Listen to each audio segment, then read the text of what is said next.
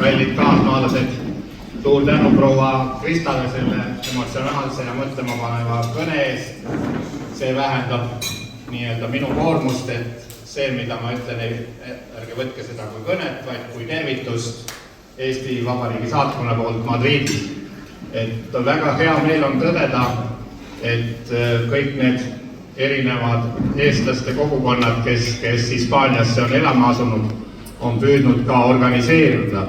Ja seekord oleme otsustanud, ja väga tihti korraldatakse 24. veebruaril tihti ühel ja samal kellaajal erinevaid üritusi, nii et meie saatkonnas oleme siis pidanud omavahel aru pidama, kes kuhu Eesti kogukondadega koos Eesti iseseisvuspäeva tähistama läheb ja seekord siis meie abikaasaga tulime siia Tenerifele, sest Tenerife eestlaste kogukonnast on järjest rohkem kuulda mandril ka, ehkki mandril on neid kogukondi ka päris mitmeid ja ütleme nii, et Tenerife kogukond on üks suuremaid Hispaanias, mitte küll kõige suurem on Malaga provintsis ja kus eestlasi on väga palju, siis seal tihti tekib ka see, et on mitu sellist aktiivset gruppi, kes omavahel koordineerimata ka üritusi korraldavad, mis on iseenesest tore, aga seal Costa del Solis ongi olnud sellised juhtumid, et ühel ja samal päeval kutsutakse samaks kellaajaks üritusele, et sellisel juhul tuleb teha valikud.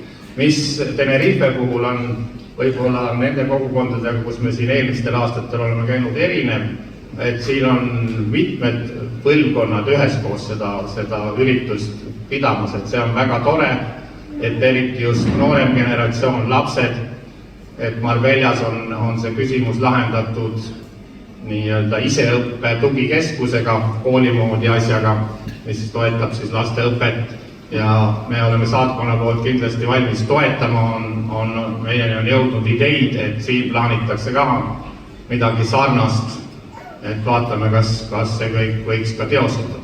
Ja saatkond on eelkõige just selleks, et eestlased ei kaotaks kodumaaga sidet.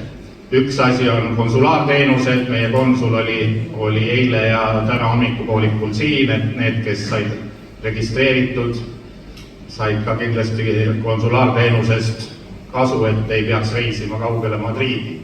Ja kõrvalsaare peal on meie aukonsul Sergio, kelle käest saab dokumente kätte vajadusel ja tema on nagu esimene kontaktpunkt. Aga miks meie jaoks on olulised just seltsimoodi või seltsingud või ka kogukonnad, on see, et nendega on meil lihtsam suhelda, kui tekivad probleemid, ükskõik väga paljud asjad Hispaanias on sõltuvad autonoomsest piirkonnast. Et kui on selliseid muresid, siis saame meie alati saatkonnana neid ka autonoomsele piirkonnale edastada, et eile ma kohtusin Tenerife kaubandustööstuskoja presidendiga, rääkisime, mis probleemid võivad olla, kus Eesti saab olla nii-öelda teenäitajaks digilahenduste puhul näiteks. Täna kohtusin Kanaaride autonoomse piirkonna presidendiga, kes oli tulnud siia Santa Cruzi parlamendi istungile, rääkisime ka temaga sellest samast kooli teemast ja ta ütles, et see ongi autonoomse piirkonna omavalitsuse käes, kui on vaja kooliga seotud küsimusi lahendada. Aga ma pikemalt ei peatuks veel kord, suur tänu seltsi juhtidele, et selliseid üritusi korraldatakse ja pidage meeles, et saatkond on alati teile toeks ja abiks, võite meie poole pöörduda või siis kui ise ei tihka, võib seda teha näiteks selle seltsi aktivistide juhtide vahendusel. Veel kord ilusat Eesti Vabariigi sünnipäeva ja elagu Eesti! Aitäh!